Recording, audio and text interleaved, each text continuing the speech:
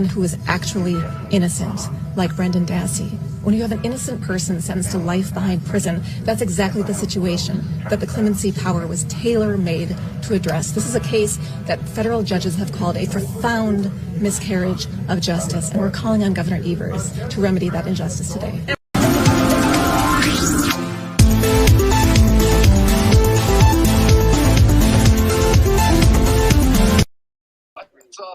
Oh, I'm sorry.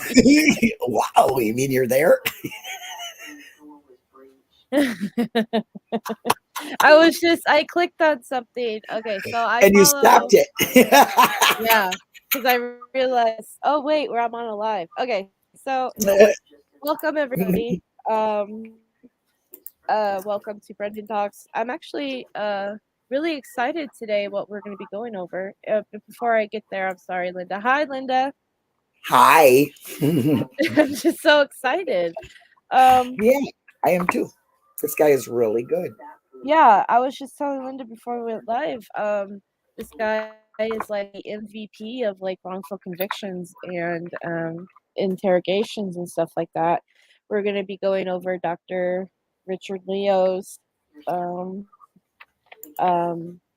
cross-examination during Brendan's 2010 Hi, Maggie. post-conviction hearing. Yeah, hi Maggie, welcome. It is an open panel. Excuse me, I'm still getting over a cold, so I'm still congested. Yeah, you should pin but that. it's an open panel. I can't. You have to. Oh, okay. Well, let me quick do that, okay? Yeah. You can talk. Keep talking. Yeah, I'll pin it. I'm sorry, I forgot. You're fine. So if you guys, it is an open panel, so you guys want to jump on and give your opinions or thoughts or whatever about what we go over today. Today is going to be pretty basic because we're only going to be doing like an hour and a half of this. But like the first half is basically how it goes is that when you want to insert somebody as an expert witness into any kind of court proceeding, you have to qualify that person to be an expert witness, and by doing that is that you have to basically introduce them and all that they do and blah blah blah, and then the judge research yeah. So the judge will then you will say, I would like to insert this person as a expert witness, and then the judge will say yay or nay. So that's right, basically because there's a difference. There's a difference between an expert witness and a witness, right? You know, because they have doctors on there that say they're a witness because they're not an expert in that particular field. Right. So I also to put that out there. Yeah, absolutely. And I also want to say that if you guys, this is what I'm going to be reading from. I put in the description below the link to Stephen Avery case files.com. I tried to find this on FilePlay, and I couldn't find it on FilePlay, so I don't know if they have the post-conviction stuff. I'm sure they do on their website. They do. I just couldn't find it quick enough, so I went to where I knew exactly where it was. But if you guys want to go to either FilePlay or the website I provided, you could also follow along and read. Right, I put it in chat. Okay, thank you. Now, the rules are as follow. I'm going to read, and if you want to say something, just speak up and I'll pause. You got it. I know how the rules are. And do I follow them? Not really, but I'll try. All right, let me go right ahead. Come on, let me make this bigger. How does that look on the screen? Much better. Okay. So, like I said, this guy is like the MVP of false confessions, wrongful convictions. So he's spoke on many podcasts before. He has a book. He's written papers. Yeah. He's written all sorts of stuff. He's just like really awesome dude. So I'm excited to go over this guy. And he actually has a book that next payday I'm going to buy. Cool. About wrongful I don't read convictions. much. I'm not a book reader, but his probably would be well worth it because he breaks down confessions really good. I mean, he broke down Brendan's excellent. Yes, he did. So that's what, All right. So let us continue. So we go all the way down here. This is basically, oh wait, hold on. Dr. Richard Leo is 87. So then we go over here, 87. Here we go. So, Richard Leo calling a witness, blah, blah, blah, clerk, examination. So like I said, this first part is where he's going to be going over his expertise. So I'm going to skip some of this text because it's just legal talk that we don't really, he's asking him to look at some exhibits, which is basically his resume and his list of things that he has done. So this is my curriculum, see, which is a fancy word for resume. So that's what those exhibits are. And also this is what he currently does at the time in 2010. And I think he still works for the college in San Francisco. He's still a professor. Yep, he's still a professor. So his regular teaching responsibilities include criminal law, criminal procedure, a seminar on wrongful convictions, which I would love to sit in on that one. Oh, I'd love to sit in a class of his. Yeah. And then the last two of which I'm teaching this semester. So, and that was back in 2010 though. So I don't know if he's still doing that. I would like to think he still is. And then down here, okay, would it be fair to say concerning your testimony here today, the most relevant experience that you have and training that you have, expertise is the social psychology of police interrogations and how psychological interrogation tactics can produce coercion and unreliable confessions. So that's Drizzen asking him that question, and his answer is yes. So he's like, okay, so break down these terms. So I'm going to be reading this because I think this is important. When you say social psychology or of police interrogations, what do you mean? What I mean is the interrogation is a process. Now, social psychologists are interested. It's a psychological process. Social psychologists are interested in generally how people's perceptions are influenced or shaped by those around them and how and why they decide to do what they do and act the way they act. So social psychologists study the interrogation process, is interested in how the influence in interrogation causes suspects to behave the way they do, namely usually stop denying and ultimately start admitting, which is what Brendan did, right? Right. What is it about the environment of interrogation? What is it about the techniques of interrogation which police are trying to use? What is it about the process that causes a suspect to change his or her behavior and ultimately stop denying and start admitting to something that is against their self-interest and can end them in prison for many years? That's a good explanation, right? So then he asks, you mentioned the words psychological interrogation tactics. What do you mean by those words? So then he says, so going back to 1940s, police have developed a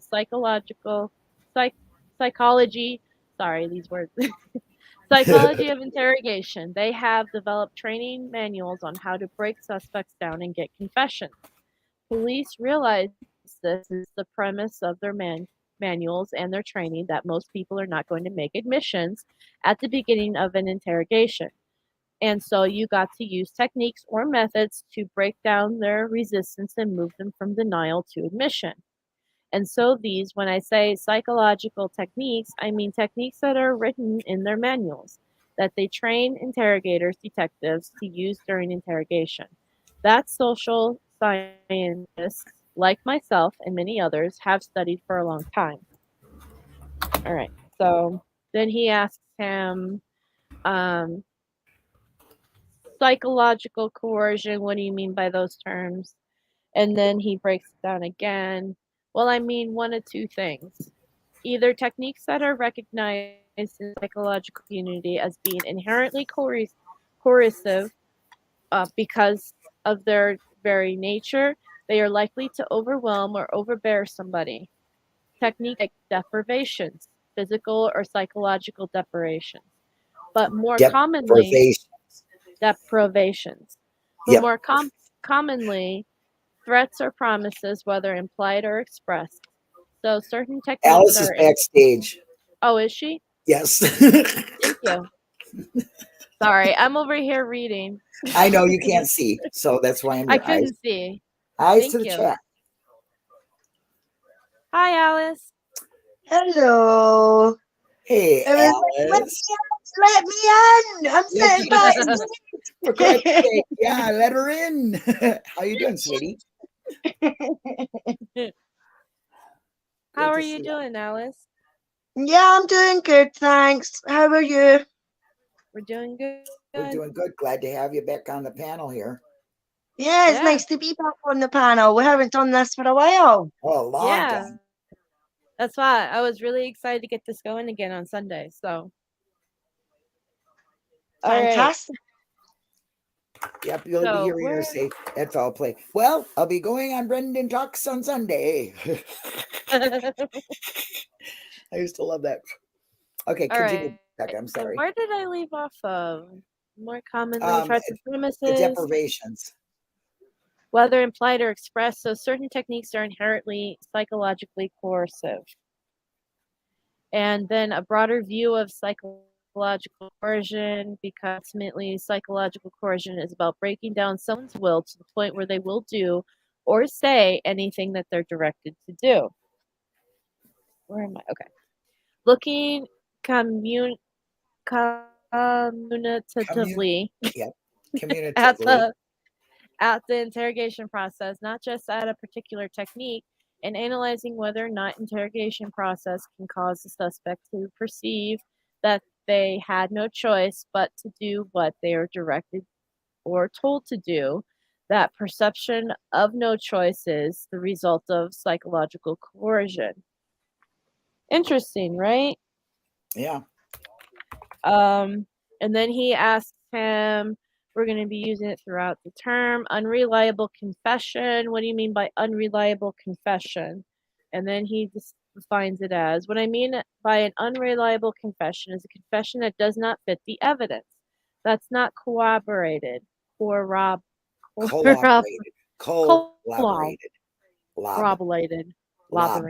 There you go. Corroborated. That there is no reason to believe is accurate. I read much better in my head, guys. Just want you all to know that. I can read great in my head, but I can't read. Yeah. Do it out loud, man. I tried that, and it's embarrassing. Yeah. I have no name, so it doesn't embarrass me. But I'm so like, it's in my head, everything is coming out clear. Okay. Yes, I have done. Okay, so he asked him if he's done research himself, and of course he has. Yes, I've done extensive research on this topic. Was the topic of your doctoral dissertation? Although my doctoral dissertation was really a study of routine but historical interrogation practices in the 20th century in America, as well as routine interrogations in the 90s. Social psychology of interrogation was after my doctoral dissertation. Anyway, so I kind of like skipped in the highlighting, and I just wanted to hit these key points just to let you guys know exactly where he worked at the Oakland Police Department in Northern California, where he was sitting in for 9 months in live interrogations. Live interrogations as they occurred. So he did 122 interrogations at that time, which is pretty impressive in 9 months. And then he did 30 fully videotaped interrogations, which was less common at the time because I believe he made a comment this was in the 90s, right? Right. So 1982, or so 182 interrogations in total he observed live or by recording for his research on false confessions and interrogations. So then there's a bunch of other questions about the early 90s and stuff like that that were interesting, but I didn't highlight. Well, he talks about it becoming an expert there, right here, that part of expert. Yeah, that's what I was just, so we're clear, when you observed these interrogations, you were actually in the room or were monitoring them from another location. He said, I was in the room. And how he didn't obstruct or the interrogation, and it was up to the interrogator if he could sit in the room or not, and even being introduced. Now, after your doctoral dissertation, have you continued to study research on social psychology of police interrogations? And he said, yes, he does that. This is part of the job, basically. And then he said he's estimated that I've studied probably 3,000 or more interrogations at this point. So this was in 2010. So I'm sure that's more than doubled between now and then. Let's see. So I skipped the next page. Not that it isn't interesting, but I kind of wanted to only hit the key points and all this stuff. So the next thing I highlighted was he asked, you obviously analyze actual cases of false confessions, and he's correct. So I just want to make clear, when he was talking about sitting in interrogations and all that, some of those weren't considered quote unquote false confessions. Those were just interrogations. So this is where he's saying that I've actually analyzed actual cases of confirmed false confessions at this point. Hey, Carol. Hey, Carol. So that's okay.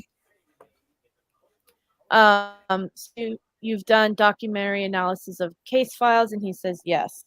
And down to 15. Aside from your work, how large would you say is the body of work dealing with the social psychology of police interrogations? And he said, aside from, oh, it's right here. I would say at this point, the body is quite large. There are hundreds of articles, dozens of books, edited books and books. It's quite extensive, going back many years.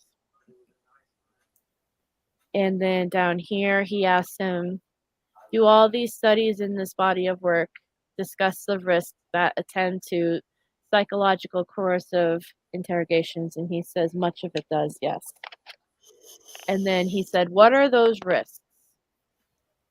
And then he answers, well, the risks would be that somebody could be induced through psychological interrogation techniques or coerced into giving an involuntary statement, a statement against their will.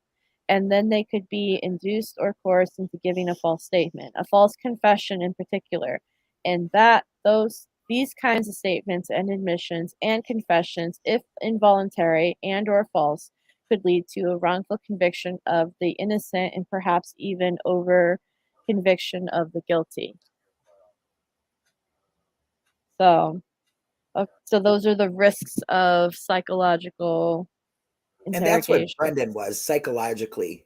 Yeah, he was rehearsed. So that's the main point of this, is that because of Brendan's social abilities or lack of, and the position that the detectives placed him in, the environment, and the way they talked to him made all that come out into a false confession. Yeah. Right.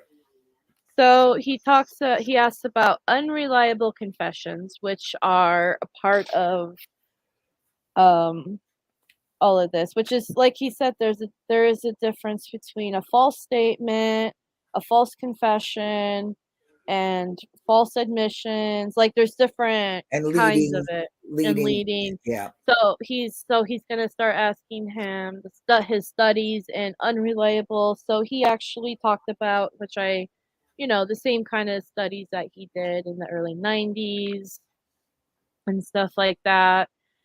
So he knows his shit. The guy has done, I mean, look, 3,000 interrogations, not all of them being false confessions, but right. If you're studying, you have to look at all. You have to look at the guilty, and then determine from that, Yeah. His ability for social psychology is excellent. He knows a person's behaviors, environment, and techniques are what create it.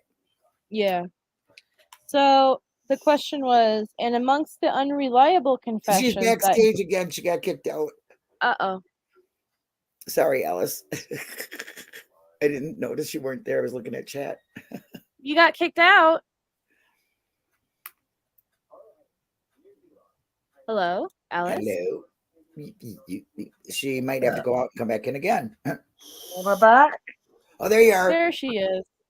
Yeah, I don't know what's going on. I'm sitting on my tablet today. I'm not in front of the computer today, and for some reason it just kicked me out. I seen myself there, and I was just about to say, well, this is showing that the guy's not a charlatan. You know what I mean? He knows exactly what he's talking about. He's done these kind of things for years and years and years. Yep. And I'm talking away to myself, and I'm waiting for an answer, and I'm like, what the hell? And then I was like, oh, bugger. And then I was wondering, why didn't Alice jump in here and say just what I was saying? Because I know we do the same things. Yep. You're not there.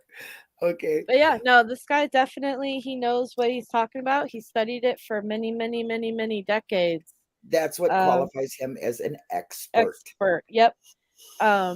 So he asked him, and amongst the unreliable confessions that you've studied, some of them are what we called proven false confessions.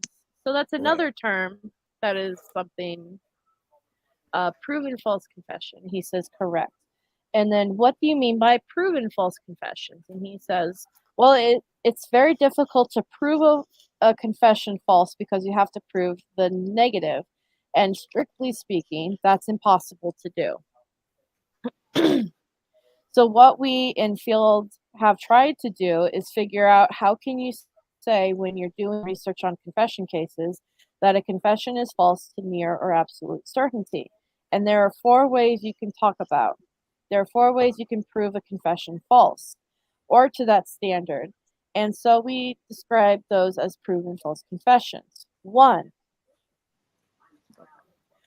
if you can show it was physically impossible for the person to have committed the crime. Let's say they were, he's like, sorry, you were going into blah, blah, blah. He interrupted him. Yeah, no. I'll be very brief, which he kind of wasn't, but that they were in jail at the time. Oh, it was brief at this time. Okay. That they were in jail at the time. 2, if you can show the crime did not occur, say the murder victim showed up alive.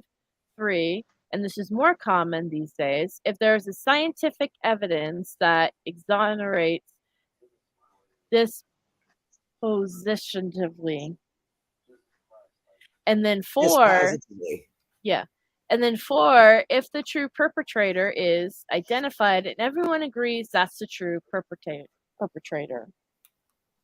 So those are the 4 ways you can, if you quote unquote, well, there's no DNA for prove a false confession. So those are the 4 ways that you can prove a false confession. If you can show that the crime, it was not physically possible for the crime to be committed. And by what he means by that is, like in his example, if the person was already in jail, or let's even say they're in a different state altogether, right? If I was in Arizona, you couldn't say that I did a crime in Florida, right? Yeah. So, but I mean, a couple of them do relate to Brendan. Yeah. Yeah, they do. Yeah, they do. No evidence whatsoever that that lad was involved in any type of crime, especially rape and mutilation of a body or anything like that. Because for one, there was no body to be able to be examined. Fire hole, remember? Yeah. I know the number 2 would definitely apply to Brendan if you could show that the crime did not occur, because there's no evidence that the crime that Brendan quote unquote confessed to occurred. Yeah. Nothing that he said happened. Believe me, they couldn't clean that up in 3 days, because that's when the cops showed up, was 3 days after, not 5, like they tried to say. They were there 3 days after, and Remaker said, I think they got the wrong person. There's nothing happening here. But they didn't listen to that. 2 days later, they changed their mind. Right. 3, and this is more common these days, if there's scientific evidence that exonerates this, there's no evidence that proves Brendan did the crime.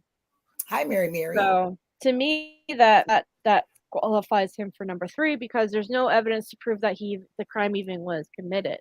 Right. There's no knife. Right. There's no crime scene. There's no DNA evidence. There's nothing. Right. And then 4, if the true perpetrator is identified and everyone agrees it's the true perpetrator, I mean, I hope one day that's found. So, yeah, I don't think we'll ever find it, but we do know that these guys are totally innocent. Yeah.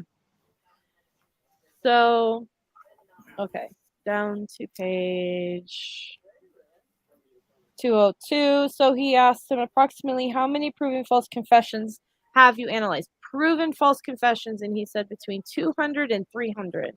I've personally analyzed. That's a lot. Yeah, it is. Yeah. It's and actually really a sad think number. About that. 300 people given false confessions. Like I said, when I first started this 5 years ago, it was 23%. Now it's 33%. Something's happening here that is not, that means, that there's 3 out of 10, that are false confessions. That's crazy. Yeah. So, all right. So he breaks down more of this that I'm going to read. So he said, you've developed a categorization for those kinds of confessions as well. Standard proven confession. That's what he's fallen short of a standard proven confession. I was going to say, just to break that down, back in those days, they were using the Reed technique. Now we're trying not to use that anymore, I guess, in a lot of states, but not a lot, but a few. So we have to also think of that. They were the technique they used. That's very important here. Yeah. So he is basically going to break down, there are unreliable confessions that fall short of the proven standard. Correct. And you develop characterization for those. And then he's like, we call those highly probable false confessions. The 4 situations that I mentioned, you can be innocent and have falsely confessed and still not be able to prove your confession false because the crime did occur. The true perpetrator has not been apprehended, and it was not physically impossible. Maybe you were with your family and no one's believing that alibi. That happened with Stephen. Yeah. And there's simply no scientific evidence. Many crimes don't leave behind scientific evidence. I actually started that because I thought that was an interesting statement for him to make. Many crimes don't leave behind scientific evidence. That's why there's so many cold cases. Yeah. Which is kind of, You would think it, knowing DNA now, that it would be almost impossible to not leave some kind of evidence, but there are ways, outside, weather, things like that, depending on where the crime existed. But in this case, there would have had to have been DNA evidence for Brendan to be doing this at this time. I would think the way they described it, there would have to be, right? Right. Yeah. Obviously. I mean, you would think that there was evidence there to prove the things hair, that semen, had said. blood. Brendan said she was stabbed, they cut her hair, her throat was split. She was raped. You know what I mean? There would be stains everywhere. There would be blood everywhere. There should have been hair if they cut her hair, everything like that. But and no, and you walk through a video, you see the bed where this is supposed to have happened, and it is immaculate. There is no staining, there is no blood, there is no hair. I mean, what was it? 7 officers on their hands and knees, meticulously going over that floor and everything, but yet they couldn't come across blood or hair that Brendan is supposed to have said. You know, my favorite part is where they apparently raped and tortured this poor girl for hours and hours and tied her to a bed. And you see crime scene photos of the police officers sitting on that same bed. Sitting on the bed. Right on the very bedding that was there. Okay. So, you know. The person who was sitting on the bed said that he was sitting on the bed in court. So why is he sitting on a potential crime scene? Right. You know what I mean? It is just ridiculous. Yeah. It is. And nowadays with the DNA progression that it has come to nowadays, if there was any way the state wanted to prove Brendan, they could retest that stuff, right? You know, but there is nothing. There was no crime scene there at all. The only thing that was there was a fire, and they're not even sure what day that fire was.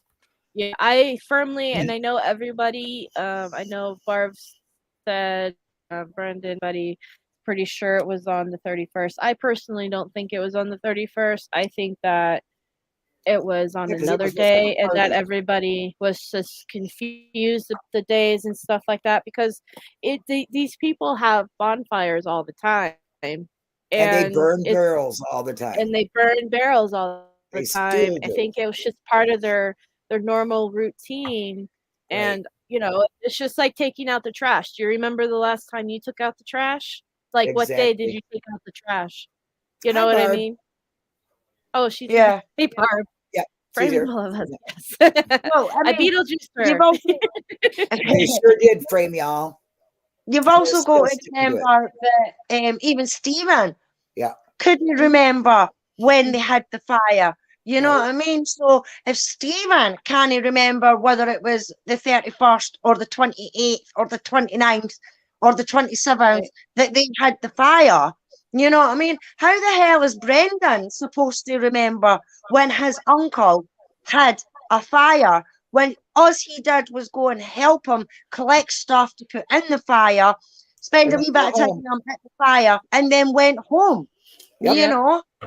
It's just, it's like ridiculous how these officers and that done what they did to Brendan, feeding him the information, and then didn't do the investigation to try and back up what the Wayne was saying. You know?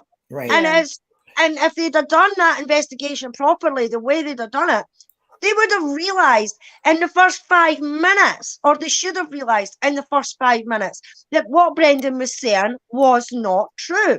Right. Well, like I said, that would mean that they were consciously not trying to get him to say shit. So that's the thing. They were trying to get him to give a story, basically. So like they used all the 4 steps except for the DNA. You know what I mean? Pretty much. On Brendan. Yeah, that's interesting that they didn't do that, to be honest with you. But I guess because I don't know, sometimes I wish that there was some sort of DNA, because that would be easier to debunk all this bullshit. Debunk it. Yeah, exactly. I wish there was some sort of DNA involved, but there isn't. There's nothing. But I mean, that shows that he didn't commit a crime or anything. But what I'm trying to say is that it's easier to debunk DNA than it is a false confession. Words. Right. Yeah. Well, that's just it. That's what keeps a conviction is no DNA. And that's why they got rid of the bones, because they want to keep this the conviction.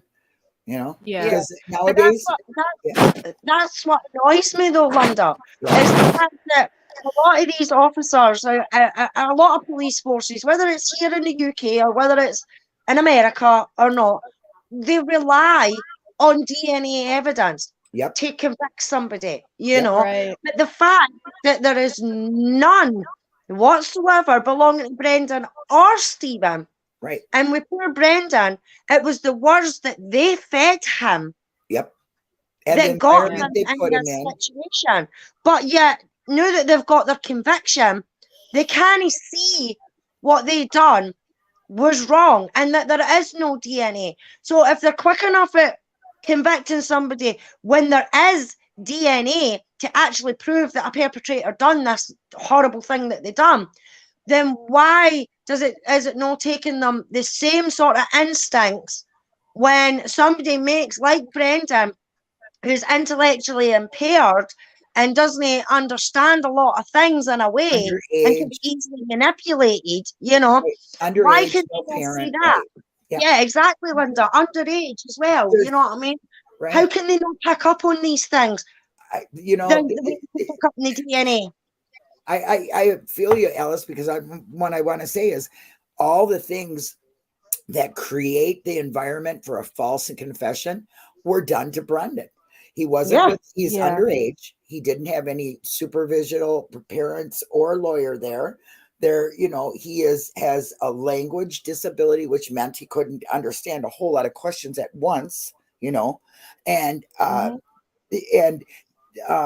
he, you know, scared, and where they put him in, and these are professionals on him. So if you took all of that, I mean, that's why Dr. Leo knows that this is a proven false confession, because he takes all of that, the first 4 steps he said, and it's all Brendan except for the DNA. There is no DNA. And he also states here that just because your statements are said, but there's nothing to disprove them. See, there is nothing. But I mean, we all see that his stories were never the same. They were, you know, they changed as the investigators needed them to change. Right, right. Every time they interviewed, I say that loosely, they gave him something different, and the story was different. Every time, every time they interrogated him, the story became different because they needed him to say certain things.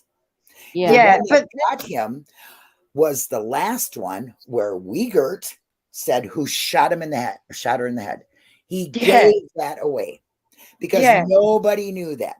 But now, see, a rational judge, jury, and the justice system should see all these factors that us lay people see. And Dr. Leo does. Yeah. Yeah, well, you would think so, Linda. You would think that that's how it goes. You know what I mean? But it's not. No, Wisconsin has their own fucking rules because they're assholes, and they are going to stick to this shit till the day they die. And hopefully they're all dying. He'll be out. That's what I think. Yeah, but I love the state, and love some of the people, but Wisconsin can stick it right up their ass as far as their justice system. So the justice system fucking sucks. And I mean, sometimes I wish that Brendan had a wee bit more of the, how can I say it? Because I don't mean any disrespect by it whatsoever. But a wee bit more of the street smarts about him, you know, knowing that yes, you can talk back to the police, depending on how you do it. If you say, fuck you, I'm not saying nothing, then you're in trouble. But if you say to them, look, I don't want to speak to you anymore, I want a lawyer, I want my mum, you know, whatever, then maybe things might have been a wee bit different, because that was the thing with his interrogation. Is that look at the wee bit more street smarts that Brendan, and as soon as they started putting towards the, you know, did you kill Jodie sort of thing, Luke was like, right, that's it, stop. I want a lawyer. Brendan was raised Brendan was raised with respect. He's a gentle giant. You know what I mean? So he didn't know that. And there's a lot of people that don't know that. Even grown people don't know that they can do that. They're told in their Miranda rights you can stop, but they think if they do stop it, they're guilty because they want to prove their innocence, right? Yeah, the police tell you that. If you ask for a lawyer, that kind of tells us you're guilty. Yeah, that's what people think, but it's not. It's your right. That's what they tell them, though. That's exactly that's what police make that scenario. Yes. Police want you to believe. If you ask for a lawyer, you're guilty. Why do you need a lawyer? We're only asking you questions. It's not like you're in trouble. You know, because if you refuse a polygraph, then you must be guilty. Because why would you refuse a polygraph? Because it's my constitutional right. Don't we watch something and say, why didn't that person, why does that person saying lawyer up? Me, I understand it. Because if you get me in a room, I'm going to say I want a lawyer. I don't care. Exactly. I'm teaching my kids the same things. The 4 best words in the world when you talk to a policeman. I want a lawyer. That's it. Yeah. Shut it off. Then you've got the scenario though as well, Linda, where you can be that smart and you can be like, oh, wait a minute, they're accusing me of something, right? I'm not answering any more questions. I want my lawyer. So you tell them, I'm not answering any more questions. I want my lawyer. Right. And then that's when they go, oh, but you don't need a lawyer. We're only asking you questions. Why do you need a lawyer? Are you guilty? You know what I mean? So they twist the narrative of that as well. That then makes that person who's being interviewed think, well, I've been told that I can stop and ask for a lawyer, but now you're telling me I'm not allowed a lawyer, because they can twist it and say, oh, well, you don't need a lawyer. Well, you're not a suspect. You're only a witness. You know, when they say to you, well, you can stop this at any time, but then like they did with Brendan, but you're still good to talk to us, right? Right. Because they say one thing and then contradict it with kind of a more way of saying, well, yeah, you still want to talk to us, right? Right. I mean, come on, this is a kid they're using these techniques on, and adults, grown men have an issue with this, grown women, I can't imagine it, Exactly. Just take the Garrett Phillips case, Linda. Yeah. Where they took Mr. Hillary into the police station, asked him questions and things like that, and he got wise to what they were trying to do. So he stopped the interview, said that he wanted his lawyer and everything like that, and they said to him that he was free to leave, but yet they stood in front of the door so that he couldn't leave. And if he tried to push his way past to leave, then that's him getting a assault on a police officer charge. You know what I mean? So even the most fullest, comprehensive person like me, you, Becca, or whatever, it can still happen to us, even though they say that we're free to walk out anytime we want or whatever, but we aren't really. So you can imagine just how Brendan would have felt as of the respect for his elders and things like that, and no one to speak back to the police. So that way he's having to sit there and listen to these officers spew a lot of bull and have no way to defend himself whatsoever. And it's wrong. Yeah. So let's continue. Let's see. Where am I? Okay, 18. So we talk about highly probable false confessions when an analysis of the weight of the evidence overwhelmingly supports that the confession is false and there's no good evidence that is reliable or true, which is all of Brendan's, a lesser standard. So for the purpose of this examination, if you're comfortable with this, when I refer to, that's this question. I was talking and nobody was listening. I was just rattling off the best things I ever said. And I was muted. I was listening. When Alice was talking, I was agreeing, but I also wanted, I'll just say it real briefly. When the circumstances in which they got Brendan, like they came to school and talked to him. So he thought, okay, I'm in school, must be okay to talk to him, right? Then they take him out of school. So he's probably thinking, well, if they can do that, then I guess I'm okay to talk to him. He's a child. Yeah. I just wanted to say that. So it wasn't exactly how I said it before, but good enough. So he asked him about books that he's written, and this is the book that I was telling you guys that I'm going to buy on payday. By Richard Leo is The Police Interrogations in American Justice, which is about the history, psychologically, policy, and legal issues related to police interrogations and false confessions. And this was published in 2008.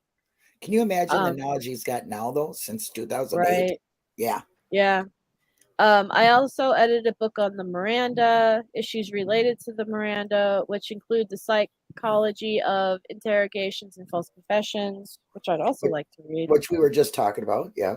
Yep. Yeah, but that's all right if you know your Miranda rights, you know what I mean? Or you can understand your Miranda rights. Brendan didn't understand those questions that were getting put to him. He did not understand his Miranda rights. I don't believe anybody really does, because it's not an everyday thing we deal with. It's some people probably have never even heard of it because they've never been in trouble with the law.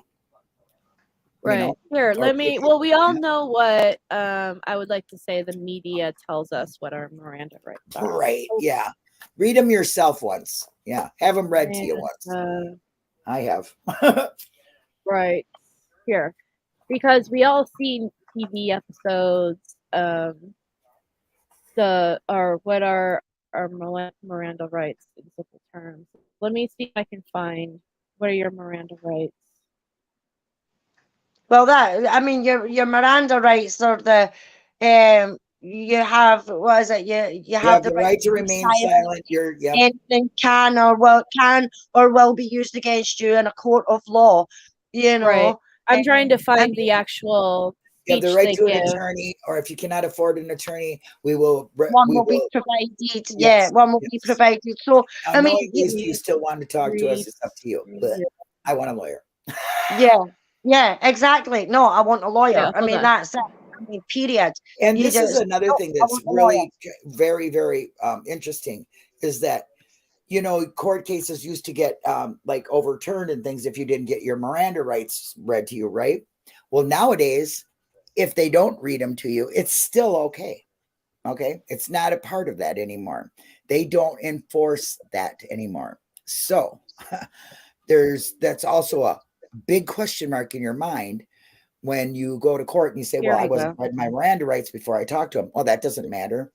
You were read them after you were arrested. That's what they'll say. And that's how they get away with that. So that's a big no in the justice system. Yeah, but it should be a big no because that's when you're getting told that's your understandings that you don't have to speak to them. Right. You can, you are entitled to a lawyer, but anything that you do say and can say can be used against you in a court of law. Right. Like when you're sitting in the back of a cop car and you're just blabbling on stuff, they can use that. And they can use it against you. And then you can say, well, I didn't get read my rights. And they'll say, well, I read them to you when I was arresting you. They can get away with that now. And that is your choice. That's your opportunity for choice is your Miranda rights. Yeah. See, so I think everything.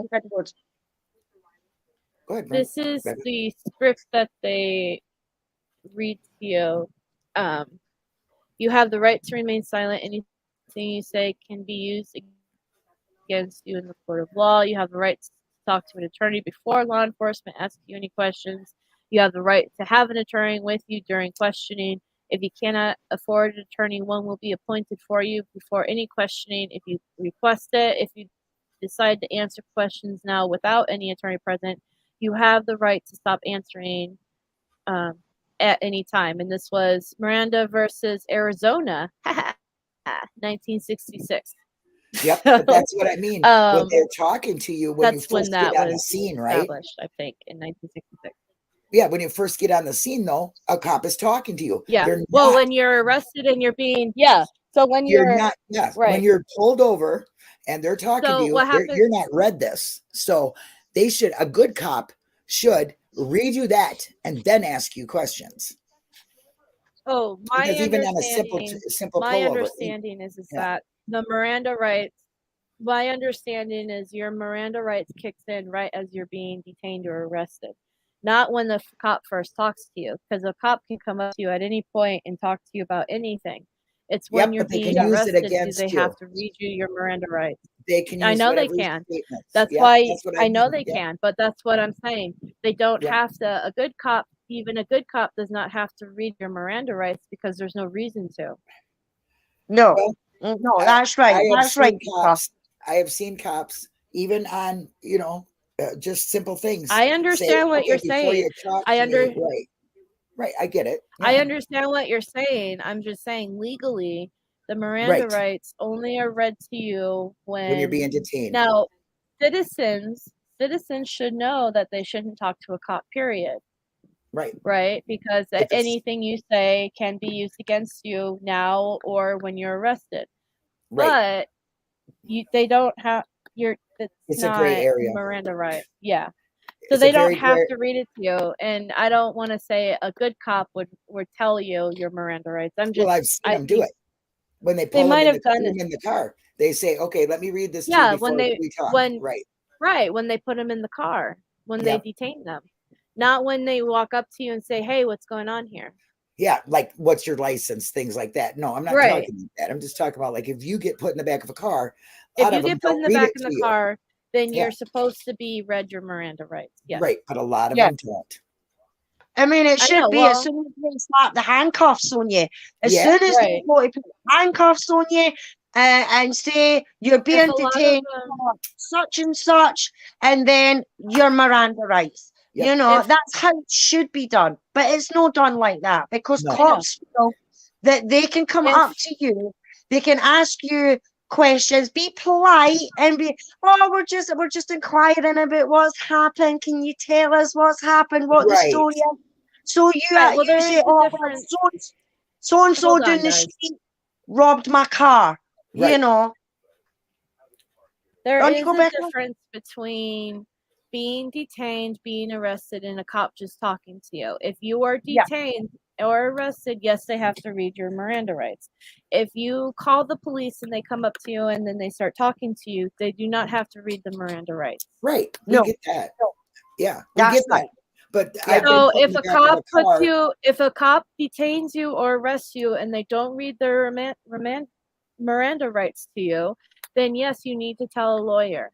Yeah, but that doesn't. What I'm saying is, it does not make a big difference anymore in the court's eyes. And I've seen people go to jail and in prison, and their Miranda rights were never read to them until they were put in jail. Okay? They needed to have a lawyer and tell the lawyer, because I've seen cases thrown out because the cops did not read their Miranda rights. Yes, I've seen that too. But I'm saying it's a big gray area. There are people that are in jail that did not get read their Miranda rights, and they still can't use that as a defense, which I think is completely wrong. Then they need to find a lawyer that specializes in Miranda rights. Yeah, and most people are poor. Most people don't have a savings account that says, guess what? I might be detained. But even your defense lawyer that's appointed to you. Yeah, and they all work for the state. Right. Well, I mean, we could debate on this, but you are correct. The law states exactly what you just said. And that is the way it is supposed to be. I would have thought, I'm sorry, even if I didn't have a lawyer, I would be arguing that in court left and right. So, I mean, because if they didn't read your Miranda rights, then I've seen cases get thrown out right on the get-go for people who are actually guilty of things. They're like, I'm sorry, we can't.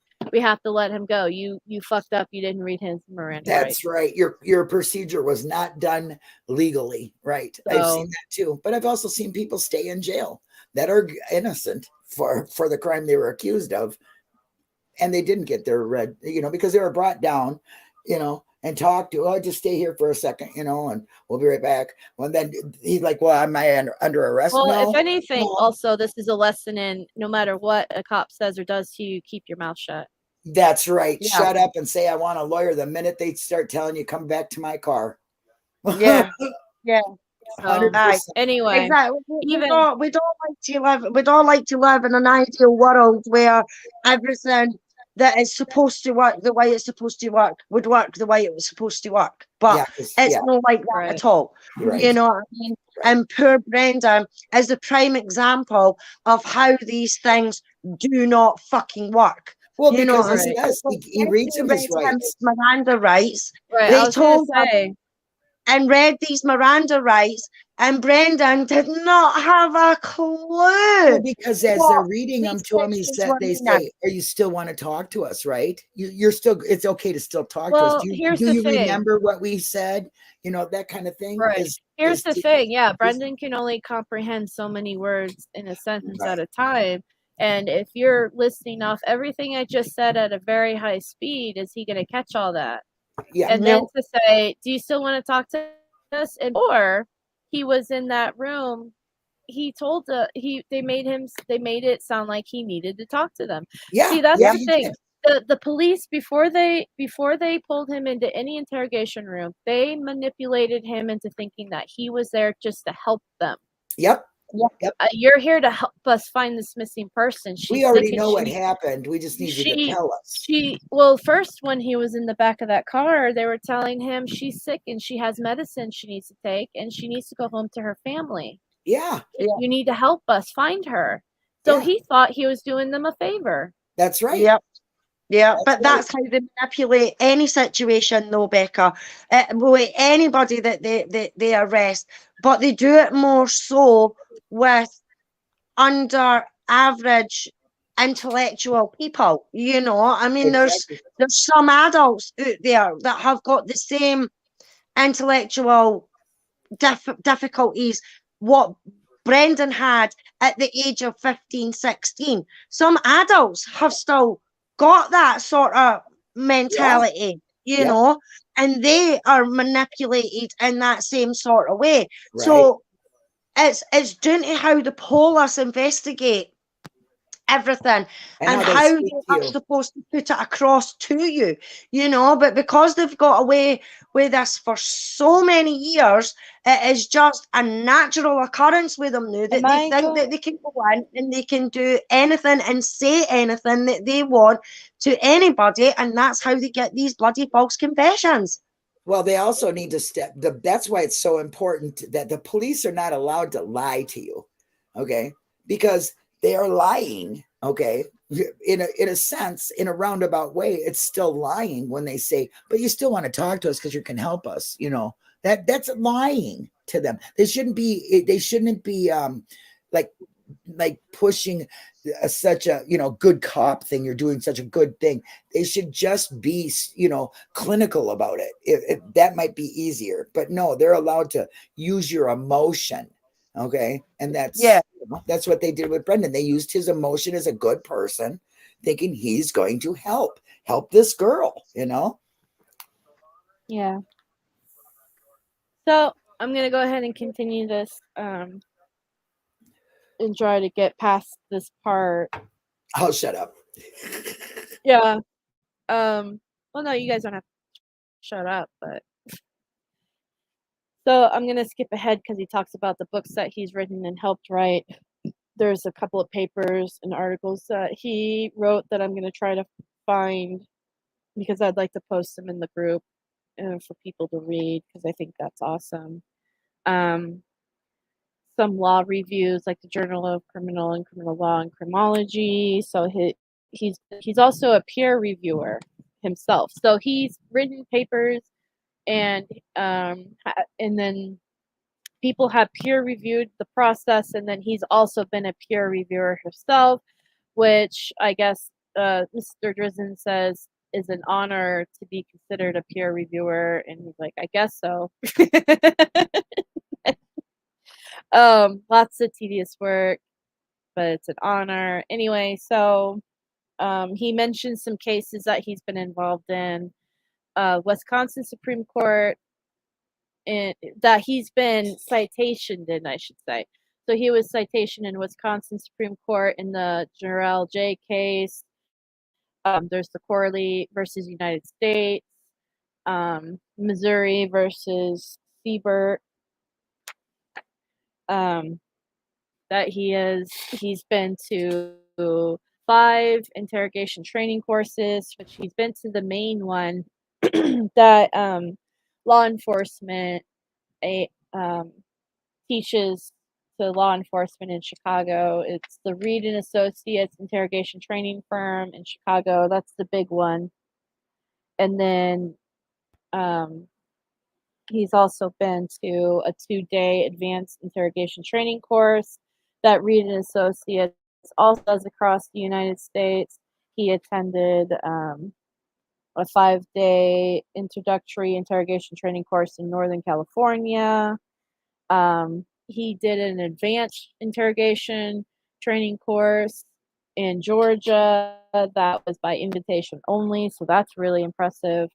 I believe it, and that's where at the time, and I believe it's still true today, all federal police were trained, with exception of the FBI, who of course have their own training academy. And like I said, this is all back in 2010, so maybe it's changed since then, but he did a lot at the time before 2010. And he is a certified Reed interrogator because he has the certifications that he earned during these seminars and stuff. And have you ever been on the advisory committee of police departments? And he has one of the police department in Long Beach Police Department in Southern California. There's a city of 2 million people. I was on an academy advisor committee in the middle of 2001 to around 2003.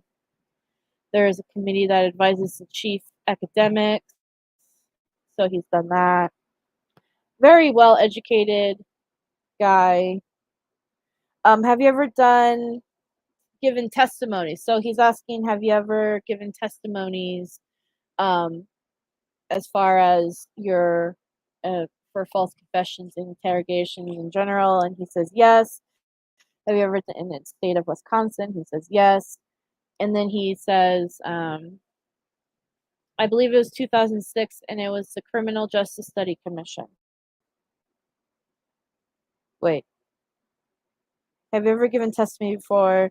Yeah, legislation or executive bodies on the subject of interrogation. Yes, in Wisconsin, it was the Criminal Justice Study Commission. So that's interesting that he actually did this. In 2006, he did the Criminal Justice Study Commission, which was the year that Brendan, or the year that this crime was committed. So this is fairly recent to the crime that Brendan was convicted of. Scroll. How many times have you been qualified as an expert to testify? 188 times. So that's a lot. And how many of those times have been in federal court? He says 10 times. And then another, how many times have you testified in state court? 10 times in federal, but I also testified 5 other times in military courts. He says he thinks that's technically considered federal court. So 188 times in total, 15 times in federal and military courts. So that would mean 173 times in state court. How many states have you testified in? 27. So he travels around a lot and does this. Yeah, so that's what I was saying, Becca. He's not a charlatan at what he does. You know what I mean? If there is something military happening or at a state level or whatever, this is the guy that they call. You know what I mean? So it's beggars belief that the 250 experts that have came forward in the last few years in defense of Brendan, some of them are at the highest of their fucking careers, and they are not being believed. You know what I mean? Yeah, that's crazy.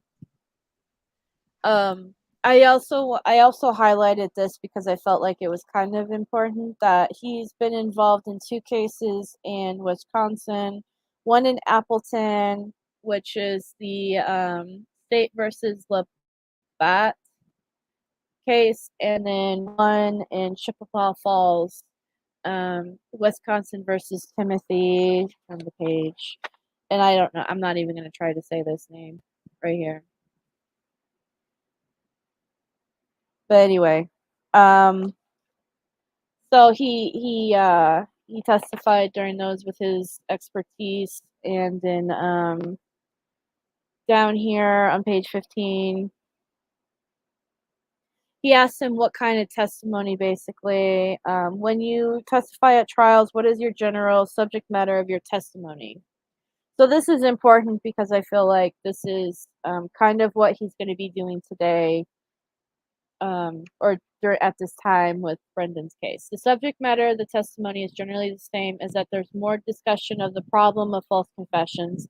Sometimes the topic of false confessions is relevant in the pretrial suppression hearing, sometimes it's not, but it's primary focus of my testimony at trial. So when I testify at trial, not only do I testify about what I mentioned earlier in the suppression motions, but also about the social science research on how and why police interrogations can lead to a false confession, what we know about the phenomenon of false confessions, the risk factors, both situational having to do with the interrogation environment, as well as interrogation techniques for false confessions, as well as individual factors that might predispose a subject to be more vulnerable to suggestion or interrogation influence and make a false confession.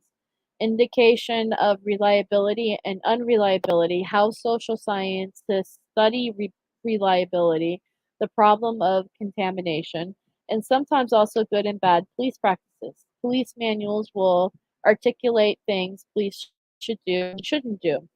It's largely, I think, based on the research, or at least in part, and so the scope of testimony usually is much broader in a trial and is more focused on the issues related to false confessions usually.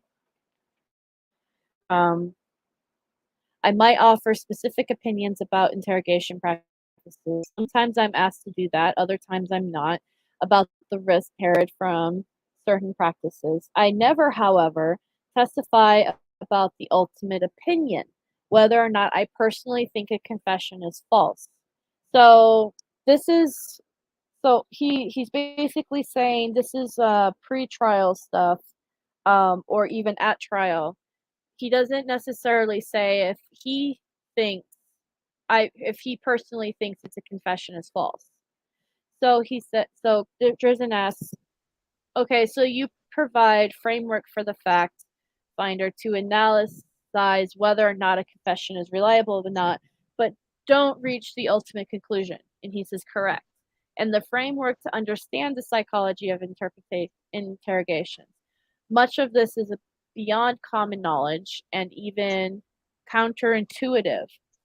So, have you ever testified as an expert in post-conviction proceedings? So that's what this is for Brendan, is a post-conviction proceeding. He said yes. And then he asked them how many times.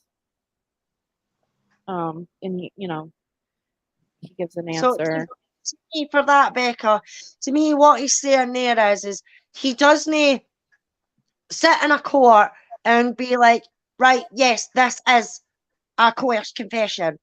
What he does there is he goes in and he says, well, the officer should have done it this way, could have done it that way. If he'd done it this way, it might have got a bit more detail, a bit more information. He's not going to come right out and say, Officer Fanny Adams there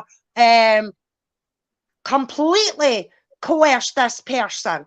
He'll say Fanny Adams could have put it to the perpetrator this way, or the victim this way, or so I think that's what my understanding is of that wee section there that you just read. He'll not completely come out and say that cop coerced that person outright. He'll go in a bit way of saying it by saying he could have done this, and this.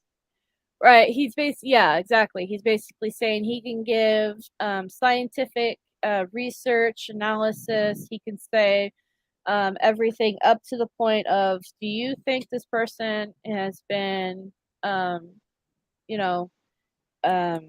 false confession. Do you think this person gave a false confession? He cannot say yes or no during an actual trial.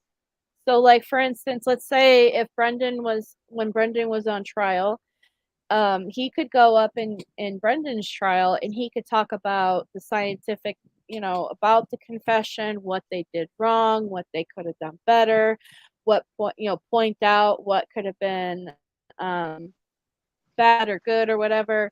But then at the very end of it, if they said, do you believe that this is a false confession that Brendan gave, he will not say yes or no. Yeah. Now he switches it up though, and he says, which I think is really important, this particular thing, because he says, because of the nature of post-conviction proceedings, is the subject matter of your testimony in post-conviction stage the same? And he says there's often fewer limitations, if any, because of the nature. So he doesn't have those limitations of whether or not he can state if somebody is false confession or not. So he can be a little bit more open and say, yes, in my opinion, this is a false confession. Yeah. So that's basically what I didn't highlight anything on this because it's just more statistics and how many times he's been to trial and post-conviction hearings and percentages of how many, which is all very interesting. And I if you're listening right now and you want to read through all of this, because it would take forever just to read through all of this. Hey, Rhonda, feel free to download, like Linda posted it. It's in the description, the link to this, and you could read it yourself and actually go through it. He's a very educated man. He knows exactly what he's talking about, and that's basically what all of this is doing. Yeah. So I'm going to go ahead and skip to page, hold on.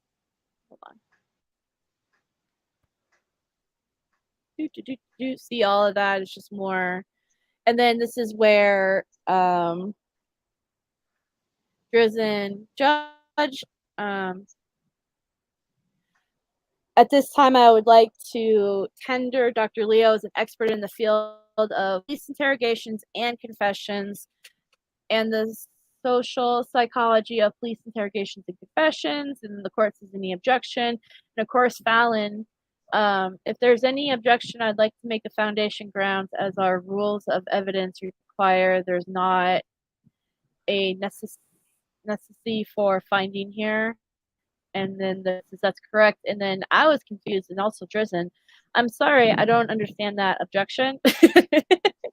Exactly. Yeah, exactly. I was like, what? Exactly. What did he just say? What he's saying is that he will object as apparently questions are raised during Dr. Leo's testimony. You're preferring him as an expert witness here. His credentials certainly entitle him under Chapter 907 to be considered an expert witness. So I actually highlighted that and I wrote was accepted because that's the judge's way of saying he is an expert witness. I'll allow it. So, and then he starts talking to him about, he asked him the question, what is the leading police interrogation training manual? And then he answers, was the John Reed and Associates, the manual that John Reed and Associates, the first author is Fred Abua, the second is John Reed, the third is Joseph Buckley, and the fourth is Brian Jane. And then they came out with the criminal interrogations and confessions, and its fourth edited publishing in 2001, which I'm sure by this point it's probably been updated again because, like I said, this was in 2010.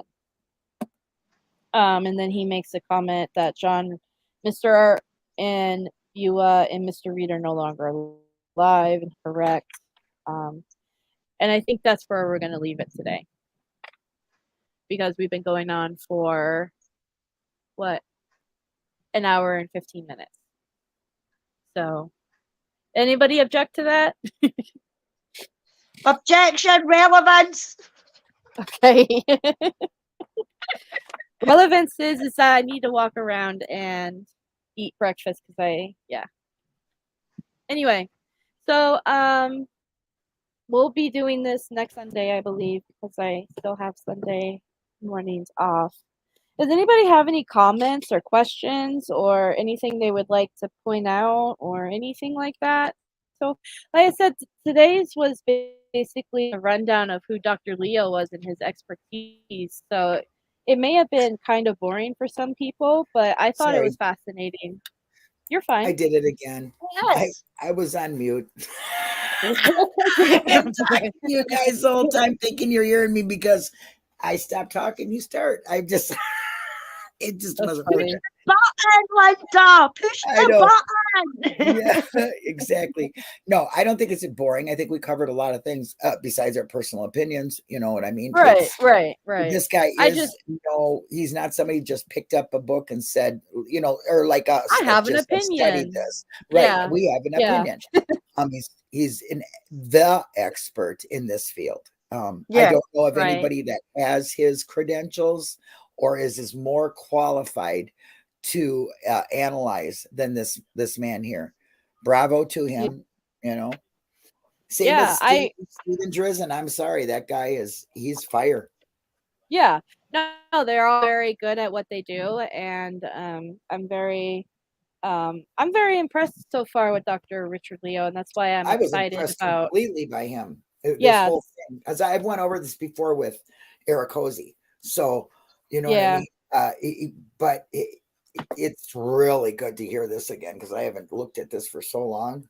Yeah, well, and I know there's so many new people now coming in to Making a Murder. I've noticed, and I just want, and I just Eric Hosey always says you gotta repeat once a month. I go back to something I did last month. He says because there are so many new people coming. And they don't think to go look in the, library of your videos, right? They just want to see what you got to say about it. So I agree. And I think it's a great subject. I'm glad we're back to doing this. So thank you. And that's You're welcome. I thought this was also because like I said before, we were originally going to be doing Kelly. But I can't take equally important, but it's also very angry. So I thought this would be a nice starter to get into it. And then when we're done with Dr. Richard Leo's part in the hearing, then we'll go back to O'Kelly. Just doing this with Dr. Leo, we could just look at anything he did, Michael O'Kelly, and know completely, everything he did, everything and beyond, It's very disgusting what. Besides that, he's not a cop. He wasn't anything but he's a polygraph reader, and he lied. He lied about the polygraph. Isn't that a kicker, huh?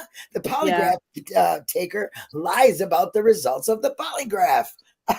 Wow, he's an expert. To manipulate his underage candidate to be a hero. Candidate to interrogate him. Yeah. But the fact that Dr. Leo is an expert in the read technique of all things. One of the main things that got used against Brendan was the read technique. And he's an expert in that. And as you say, he's done federal court, he's done military court, he's done state court. So for these courts, these three courts and the Supreme Court to be coming back to this guy for testimony after testimony after testimony, there's something in his credentials that make them go back to him. You know what I mean? So it's not like he's a charlatan who's just jumped on the bandwagon since 2015, since the documentary's been done and everything like that. He's been doing this for years and years and years and years, and was probably in the game when the read technique first came out, or no long in the game when the read technique first came out and everything like that. You know what I mean? You know where that started, don't you? The read technique. You know where the read technique started? Let me tell you. In Minnesota. St. Paul, Minnesota. Isn't that lovely? It was developed in the 1950s. And they had a conference, and then the the Reed technique went to the Nelson, not the Reed. I shouldn't say the Reed technique started here. The Nelson technique started here, which is the Reed technique. And then added to that is what Brendan became the first of, recording and filming. In Wisconsin. In Wisconsin, yes. They went over there, they had a conference, and the added Nelson came from Minnesota, because we believe in, let's see what's going on. You know what I mean? Right. And, Brendan Dassey was the first recorded interrogation in Wisconsin. In Wisconsin, but the recording, the added onto it, the recording of that option that states take came from Minnesota. And I'm glad, because we are a really good, look, you can look at our conviction rate and a wrongful conviction rate, and we don't have immunity here. That's one good thing in this state. Every state across the union should have that, no immunity. Right. If you're doing something illegal and you are somebody who's supposed to be upholding the law, I'm a firm believer you should be really convicted of, something like that. You should take the consequences and be accountable for that. But of course, not everybody believes that, and but I do believe in being accountable. They have to be, because I agree. They're seeking justice, and doing it in a illegal, twisted way to make it work for them is totally unconstitutional and against our justice system. Yeah, but see, the problem for me is Brendan was the first one to be recorded in Wisconsin. Right. But what was said to that Wayne from the time he got took for the school in the car to the police station to when that video started recording his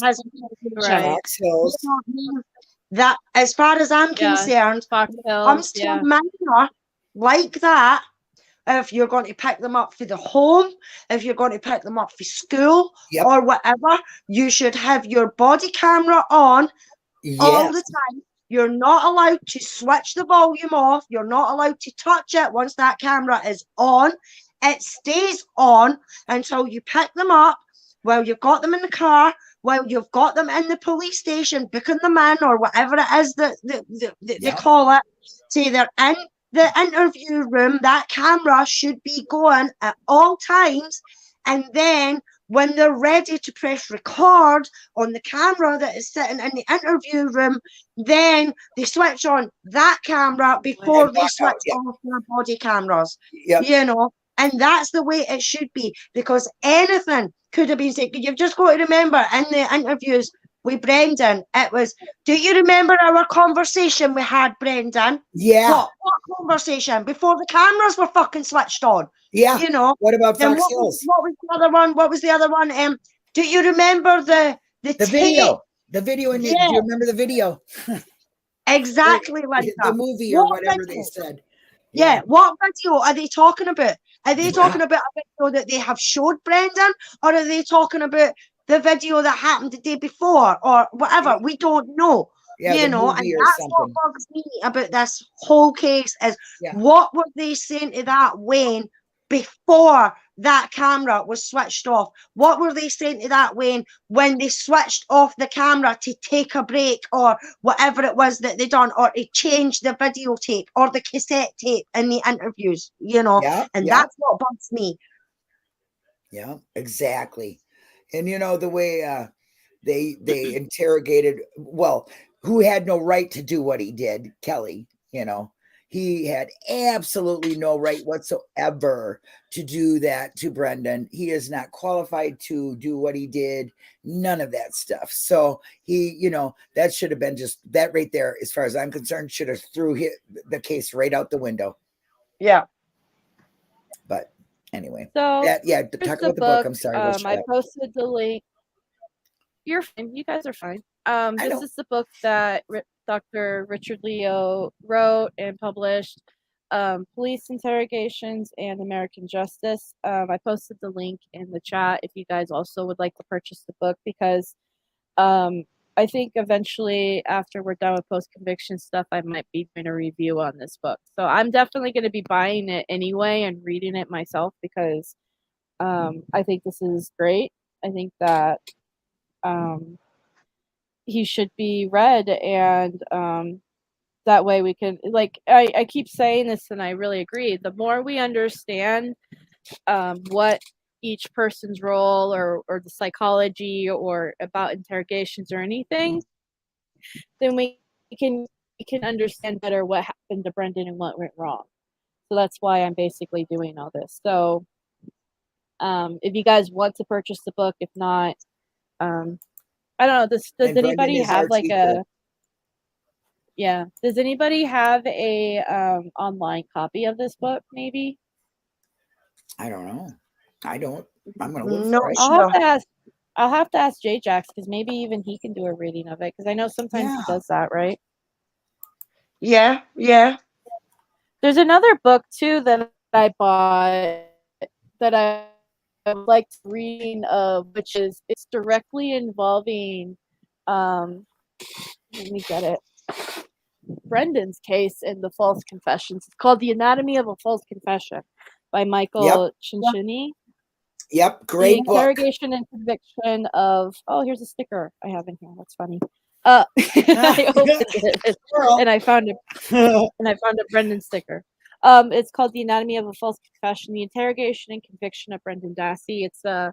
It's another book that eventually I would like to do a reading on. I would maybe speak to Dr. Silkman, Becca. Oh, I don't know if he's got that book. So he's got. I don't know if it's the actual book that he's got, or if he's got it on like Audible or an ebook or something like that he might be able to share with you. Okay. Because I have the book, but I was just thinking for people online to have because I know a lot of people can't afford a $30 book. You know what I mean? Well, we did listen to it at Foul Play, so I'm pretty sure it was J-Jax that was playing it that day. Remember, it was one of them, Linda. Yeah, it was either Doc or J-Jax. I thought that book was excellent. Okay. I like Michael Konczynski. He's a really good guy. He's a criminal defense lawyer on the back of this. In addition, and he goes out and talks about what is bad about being a defense lawyer and how he got so sick of it that he just wrote books on it. And he's so honest, and it's so many things we see as lay people, he wrote down. A prosecutor. I think he did both sides, Linda. Did you know he was a prosecutor and then he became a defense lawyer?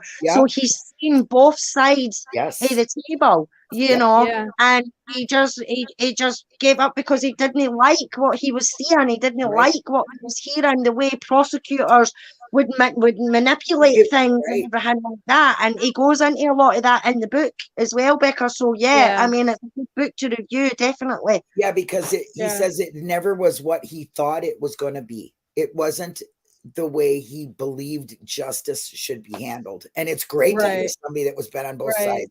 I am 100% agree with Alice. It is so good to hear both sides. Somebody who's been in it, both sides, and then he writes about it, and he's very honest, really honest. Yeah. Well, and I prefer honest opinions over just people over a sketchy book like Griesbach. Oh, he was so good. He was there and then he turns around and writes defaming books after that. Who are you going to believe, right? Somebody who flip flops like that. Come on now. Right. This guy's seen both sides, been on both sides. He says the justice system is just screwed, and he can't believe how some people make these plea deals. I mean, it was just, there's too much to get into, but the guy is excellent. I highly recommend it. And I don't read books, but that Audible was great. That's what it's called, right? Yeah. Audible. So, before. Yeah. So, before we wrap this up, I just want to say thank you, Linda. Thank you, Alice. I always enjoy you guys, and I enjoy your guys' rants, even though you guys apologize. You don't have to. I just enjoy your guys' opinions. And they're strong, is there anything going on, Linda? Is there anything going on your channel coming up?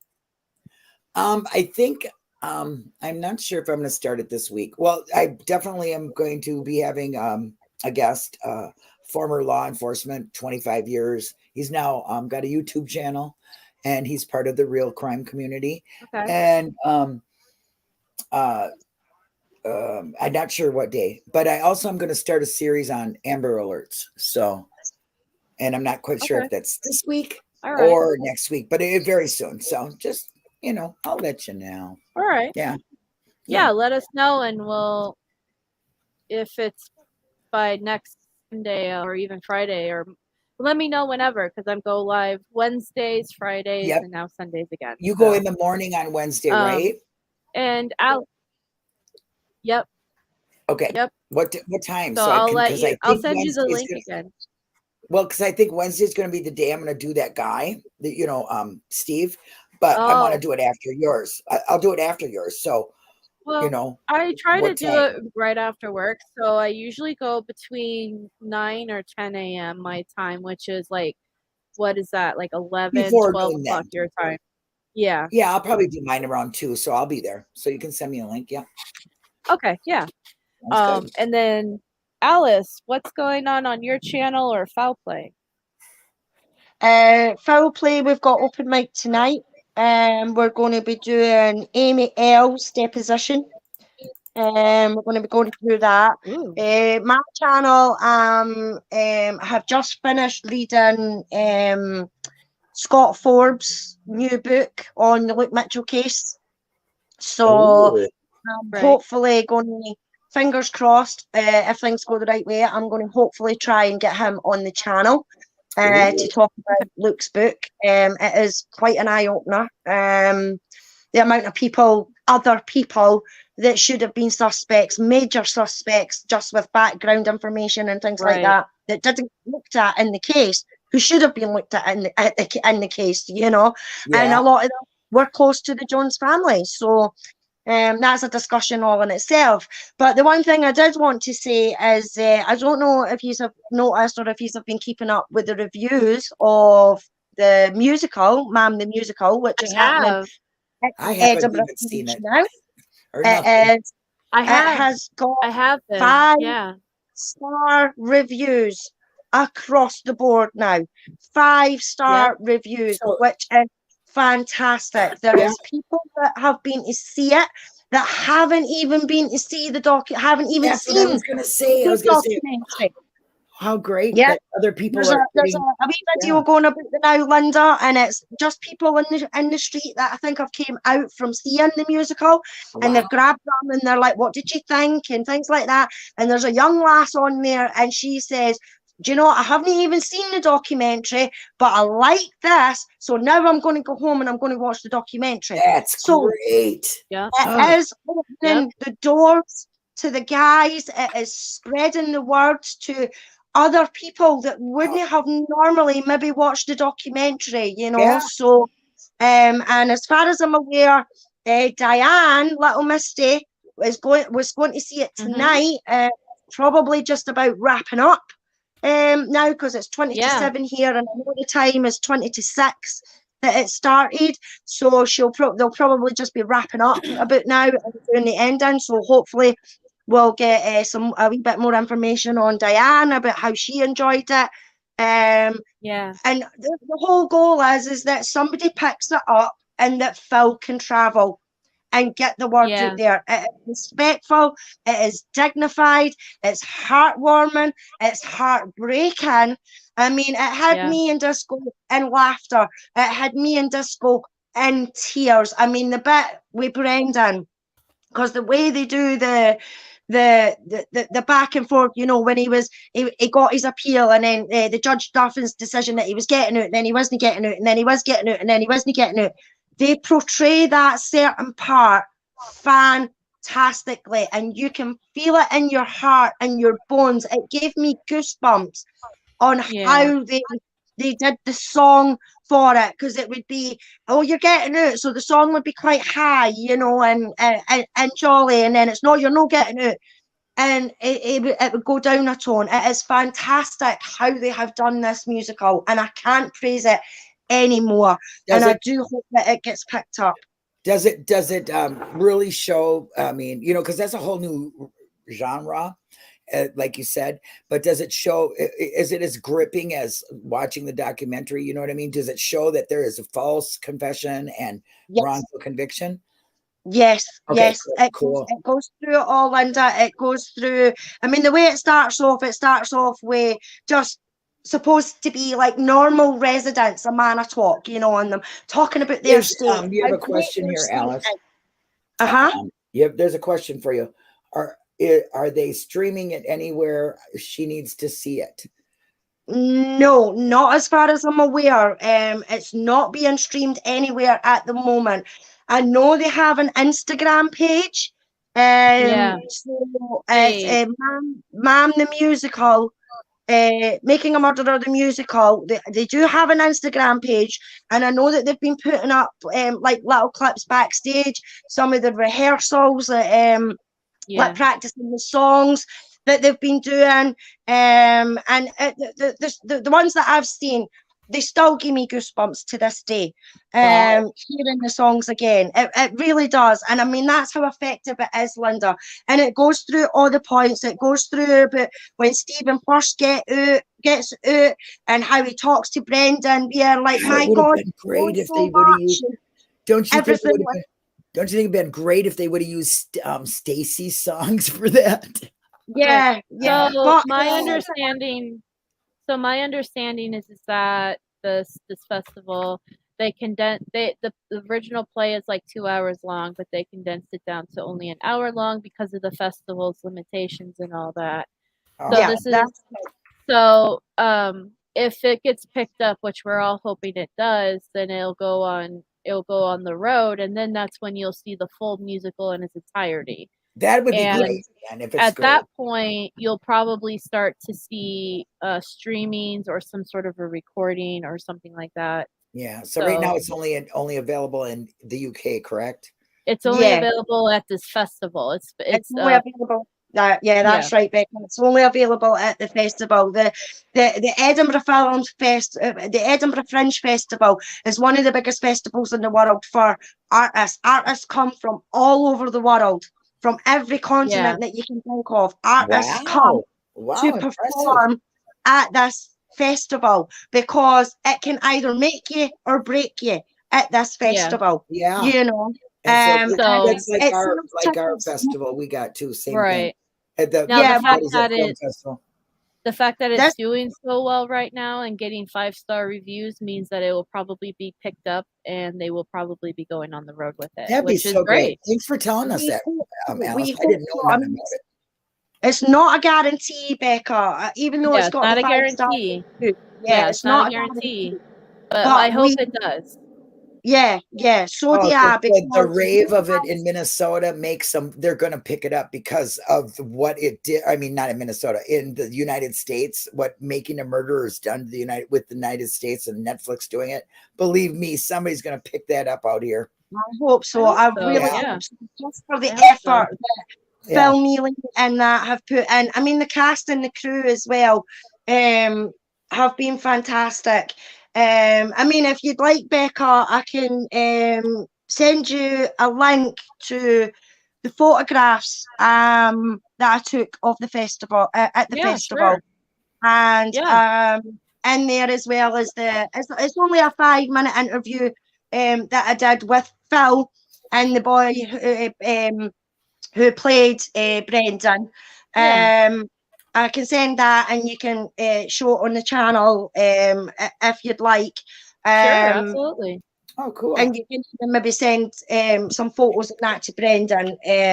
But it's getting 5-star reviews. It's only got a couple of nights left. I think, what are we on, the 28th? Yeah, the 28th. So it's only got one night left after tonight. Maggie goes, yes, please, yes. I will say the link I posted in the chat a little bit ago. I posted the Foul Play YouTube channel. That's where Alice is part of Team Foul Play. They did do a really good review on the play, Alice and Disco. So if you guys want to click that link to Foul Play, you can find their the review they did on the play. And they also did an interview with Phil Mealy, who actually wrote the play and who stars in it too. Yeah, so yeah, all really great stuff. Yeah, he's a BAFTA award-winning comedian here in the UK, and the BAFTA is the British Film and TV Awards. So it's kind of like your Globes or your Oscars, you know, here in the UK. And he's won it for writing comedy series and everything like that. And I think that's why a lot of people were like, "Oh my God, a musical!" You know, how disrespectful, you know. Don't knock it until you have seen it. That's all I can say. You know, I agree. Because the way they've done it is absolutely fantastic. Well, just because we don't see a vision. The main points of Stephen getting out in 2003, and then Teresa being murdered, Brendan being arrested, coerced, backwards and forwards with his appeals, everything like that, and right up until the present day. And the proceeds that they make from it is going to go to the Innocence Project in whatever country they are in. So here in the UK, the proceeds and everything like that from merchandise is going to go to our Innocence Project. If it goes to Wisconsin or anywhere in America, it'll go to their Innocence Project. Oh, what a wonderful thing. Yeah. Listen, just because I couldn't see it as a musical doesn't mean it isn't a good one. You know what I mean? Right. I just couldn't see. I'm like, how can they put that in a musical? But there are people out there that have visions. You know, that's why they're called creators and artists, and they're good at what they do. Right. So, yeah. Right. Well, and I also want to say that I did find a bunch of pictures online that they posted, and I found the actors and pictures of them, and I wrote, you know, who played who. And I did send that to Brendan, and I also sent him a really good review that was done on it, showing. I thought it was an honest review, but it basically was this is a really good musical. That's, you know, same thing Alice said, that's done respectfully, blah blah blah. And I asked Brendan, you know, after he got all that, and I asked him, you know, what did you think about what I sent you? And he said he really liked it. So let's just say this: I still can't get out of my head. Alice and Disco going, that must have been a fucking fun time. I know, right? I would have loved to be there. Right? And that's the other thing I want to say is that when Alice and Disco announced that they were going to go, I sent Alice and Disco 2 PDFs for the flyers for both Stephen and Brendan. And then Rhonda sent them a bunch of postcards. So while they were there, they handed out flyers and postcards. And they talked to people, and they gave websites and YouTube channels, and they were there kind of as ambassadors for this research community. And I also want to say that Diane and Paul Capaldi, I think, is also going. You know, I sent Diane the same stuff. Wow. Yeah. So great. We have great supporters who are very knowledgeable going to this musical, who are going to reach to people who have never seen Making a Murderer or know very little about it, and giving them all these great resources on how they can help Brendan. And then you've got the musical itself, who's a win. Who's advertising for the Innocent Project and all that. I think this is just like a great way to reach new people and to help Brendan and his fight. Get the story out there. And yeah. And thank you for doing that, Alice and Disco. If you're listening, thank you, love. Yeah, absolutely. It's a pleasure. I mean, the first thing I did was I went and seen the musical, came out, and there was a queue outside. But they were waiting to go in and see what was on after, and I just asked them politely, have you seen Making a Murderer? No. Yes. Well, can I give you some information? These are a couple of leaflets that gives you more information on Stephen. Brendan was a 16-year-old kid who was coerced. This is one's all about him. There's websites at the bottom. Brendan Talks is run by a young lass called Becca. Says she is involved in it from the beginning. She talks to Brendan. She calls Brendan. he puts his input into her channel and things like that, and then I would go into Stephen's one, and then I would talk about the Foul Play website. So it was a mix and mash of everything between the Facebook group, the YouTube channels, things like that.